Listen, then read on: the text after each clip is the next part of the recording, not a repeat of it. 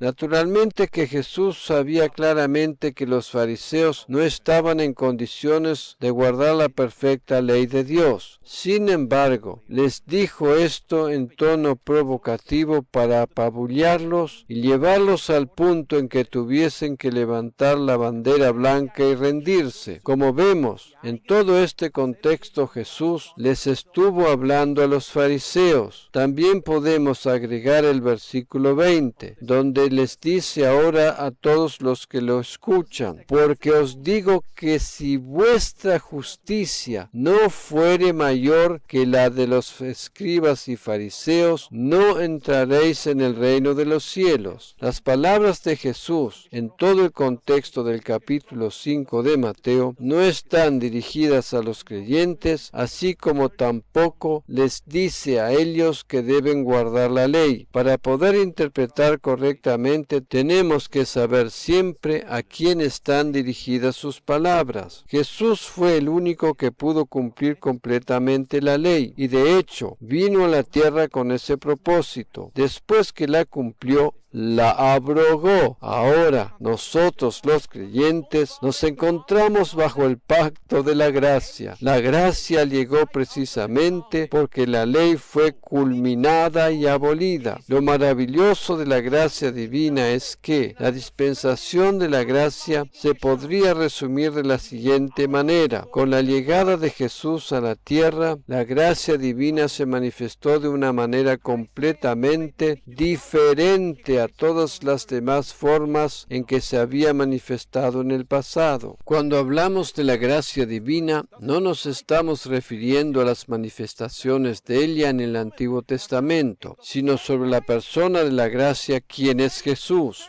Esto es lo que se denomina la dispensación de la gracia. Con la llegada de Jesús a la tierra, la gracia divina se manifestó de una manera completamente nueva. La manifestación de la gracia en la persona de Jesús es tan única y especial que se distingue de todas las formas en que Dios había manifestado su gracia en el pasado. Dios siempre hace cosas nuevas. Jesús, con su llegada a la tierra, trajo algo completamente nuevo. La pregunta que nos tenemos que hacer ahora sería: ¿por qué precisamente gracia? ¿Por qué decide Dios hacerlo de esta manera? Como todos vosotros sabéis, yo predico el mensaje de la gracia desde hace muchos años, y no lo hago como si es que Dios me hubiese dado algo novedoso. Sin embargo, Dios nos otorga constantemente nueva revelación. Lo apasionante de su palabra es que es inagotable, y Dios siempre nos sorprende con sus conocimientos más profundos. Cuando nos preguntamos ¿por qué vino Jesús a la tierra para traernos precisamente la gracia divina personificada? La respuesta a esta pregunta la encontramos en las palabras de Jesús en Lucas 4, 18 y 19. El Espíritu del Señor está sobre mí, por cuanto me ha ungido para dar buenas nuevas a los pobres. Me ha enviado a sanar a los quebrantados de corazón, a pregonar libertad a los cautivos y vista a los ciegos, a poner en libertad a los oprimidos, a predicar el año agradable del Señor. Resumiendo las palabras de Jesús, Él dijo que el Espíritu de Dios está sobre Él porque ha sido ungido con un propósito en especial. Es indiscutible que Jesús había sido ungido con el Espíritu de Dios, ¿verdad? Lo que leemos luego es el resultado o el propósito para el cual había sido ungido, a saber, los ciegos habrían de recibir la vista, los corazones quebrantados habrían de ser sanados, etc. Pero ahora no vamos a hablar tanto de los resultados descritos en el versículo 18, sino que nos vamos a concentrar más en lo que dice el versículo 19, a saber, a predicar el año agradable del Señor. En la mayoría de las traducciones se denomina también el año de gracia o de favor. El año agradable tiene relación con el año del jubileo del Antiguo Testamento. Este año del jubileo, que el pueblo de Israel experimentaba cada 50 años, hablaba simbólicamente de la gracia neotestamentaria. En el año del jubileo serán saldadas todas las deudas que tenían. Los esclavos recibían la libertad, los que habían perdido posesiones les eran restauradas, etc. Cada 50 años Israel festejaba el año del jubileo, y este es el año agradable del cual nos habla el Nuevo Testamento. La última parte del pasaje que acabamos de considerar dice específicamente: a predicar el año agradable del Señor. Por esa razón, el año agradable es el mensaje de la gracia. O sea que si resumiéramos estos dos versículos en una sola frase, leeríamos de la siguiente manera: el Espíritu del Señor está sobre mí, por cuanto me ha ungido para predicar las buenas nuevas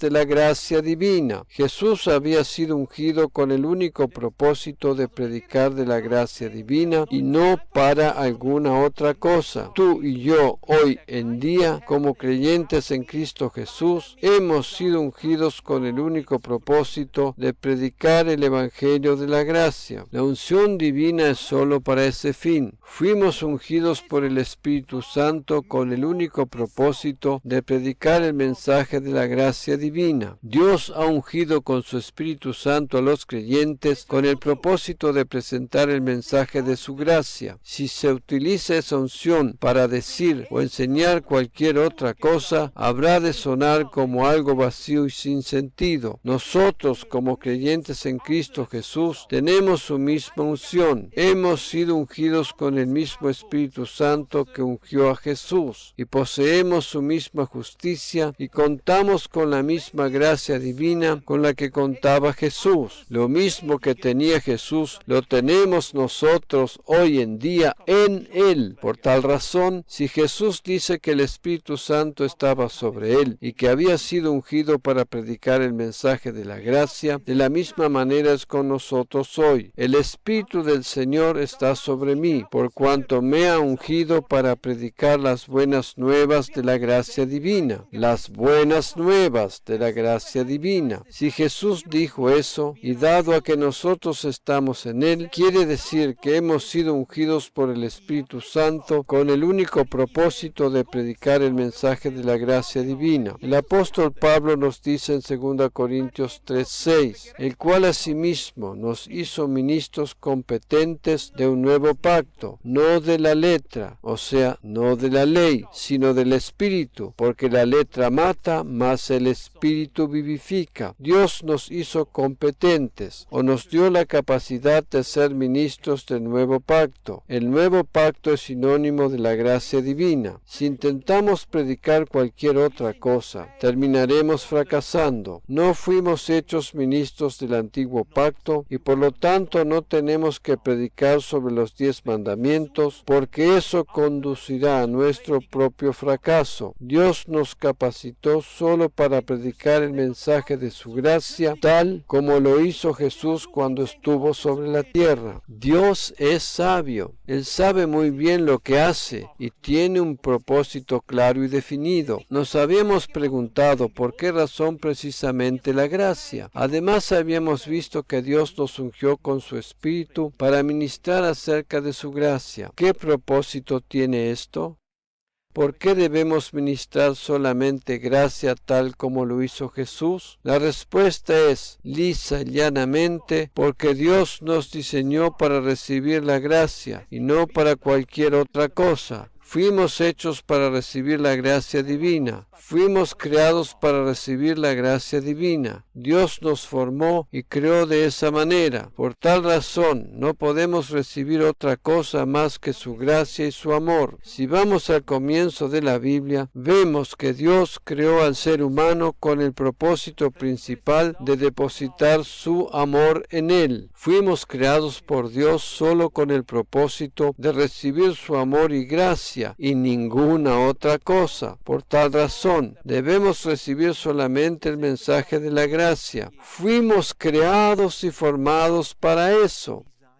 Dios nos colocó precisamente en esta dispensación de la gracia. En 1 Corintios el apóstol Pablo nos dice que las lenguas y las profecías habrán de pasar, pero el amor habrá de permanecer para siempre. ¿Por qué? Porque Dios nos diseñó en espíritu, alma y cuerpo para recibir su amor. Amor es lo único que podemos recibir en cantidades y nunca nos será demasiado. Todo lo demás que podamos recibir tiene de una forma u otra algún efecto colateral o nos puede llegar a dañar. Vamos a considerar un ejemplo completamente neutral. Si el ser humano consume solamente agua, en algún momento habrá de producir daños en su cuerpo, los cuales le pueden llegar a conducir a la misma muerte. Aunque si bien el agua es de vital importancia para el cuerpo y para la vida humana en general, si una persona bebe solamente agua todo el tiempo y sin medida, en algún momento su cuerpo no podrá resistir y habrá de conducirle a la muerte. Sin embargo, el amor de Dios puede ser recibido continuamente y nunca llega a ser demasiado. Por otra parte, de ninguna manera nos llevará a la muerte, sino que, al contrario, nos vivifica y reconforta, pues hemos sido diseñados para recibir su amor. Nuestro ser interior fue diseñado para recibir el amor divino continuamente, y no solo es esencial para nuestra vida sobre la tierra, sino que seguiremos recibiéndolo por toda la eternidad. La palabra de Dios dice que la fe, la esperanza y el amor permanecen, pero que el mayor de todos ellos es el amor. Dios nos diseñó para recibir su amor. La gracia y el favor inmerecidos son las formas prácticas en que recibimos el amor divino. Cuando rechazamos la gracia, estamos dañándonos a nosotros mismos. Hay muchos que insisten en predicar lo que ellos denominan una doctrina balanceada, o sea, una mezcla de gracia con ley. Sin embargo, este no es el plan de Dios para sus hijos. Él sabe cuál es el mejor balance para nosotros. Su gracia sin límites ni reproches. Esa es la única manera en que podemos tener el perfecto balance que necesitamos para vivir una vida victoriosa. Habíamos visto que Dios nos hizo ministros competentes del nuevo pacto. Eso quiere decir que Dios capacitó a los pastores y maestros para que prediquen y enseñen el mensaje de la gracia divina, dado que Él sabe que la fe viene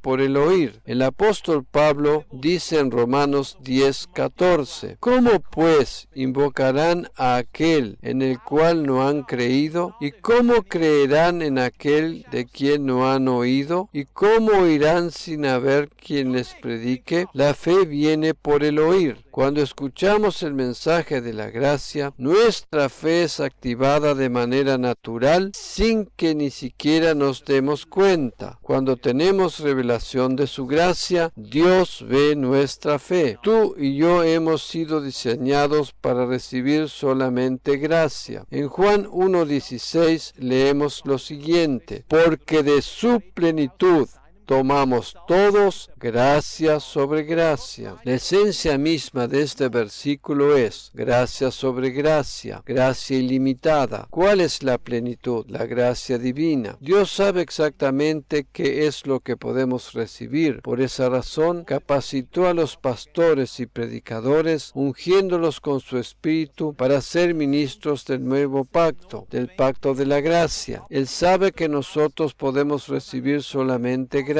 Dios nos diseñó para recibir solo su gracia y no su ira ni la ley o los 10 mandamientos. Habíamos dicho antes que los 10 mandamientos nunca fueron el plan primordial de Dios. Él solo tuvo que darlos para distinguir a su pueblo del entorno de idolatría que les rodeaba. Permíteme ahora compartir contigo el versículo de Gálatas 3:5, tal como lo expresa la Nueva Traducción de Ginebra. celebra. Solo piensa, ¿por qué Dios te da su Espíritu? ¿Por qué permite que sucedan milagros entre vosotros? ¿Está haciendo esto porque obedecéis la ley o lo está haciendo porque creéis en el mensaje que os ha sido proclamado? El obrar del favor divino, los milagros, la protección y todas esas cosas suceden automáticamente cuando escuchamos el mensaje para el cual hemos sido diseñados. En nuestras Biblias, Reina Valera 1960, leemos este versículo de la siguiente manera: aquel pues que os suministra el Espíritu y hace maravillas entre vosotros, ¿lo hace por las obras de la ley o por el oír con fe? Los milagros y maravillas suceden automáticamente como resultado cuando escuchamos el mensaje de la gracia divina sin que nosotros hagamos absolutamente nada de nuestra parte para recibirlos. Estos milagros y maravillas divinas no suceden porque guardamos la ley, sino porque escuchamos el mensaje de la gracia, el cual activa nuestra fe. Dado a que es así, toda la gloria le pertenece solamente al Señor. No depende de nuestro propio mérito o esfuerzo personal, sino solo de Él. Lo único que nosotros hacemos es escuchar el mensaje correcto. A veces pensamos que cuando ciertas cosas no salen bien, se deben a nuestra astucia y capacidad. Sin embargo, la gloria siempre le pertenece al Señor. El término que utiliza este versículo para expresar maravillas es la palabra griega dunamos. De allí derivan las palabras dínamo o dinamita en nuestra lengua castellana y nos hablan de fuerza o poder. La palabra dunamos, por lo tanto, expresa un poder interior. La palabra para poder expresar la acción de hacer u operar es energeo. Tanto dunamos como energeo son los términos principales que aparecen en la Biblia para indicar el poder de Dios. Por lo tanto, podríamos parafrasear el versículo de la siguiente manera: aquel que os suministra ese poder interior que habita en nosotros se encarga también de operar o producir los resultados cuando escuchamos el mensaje de su gracia. El poder que es activado en nuestro interior proviene de la palabra de Dios cuando escuchamos el mensaje de la gracia. No se trata de escuchar simplemente cualquier cosa, sino específicamente la palabra de su gracia. Por eso el mismo apóstol Pablo decía en sus cartas: os encomiendo a la palabra de la gracia divina, la cual tiene el poder para actuar en vosotros.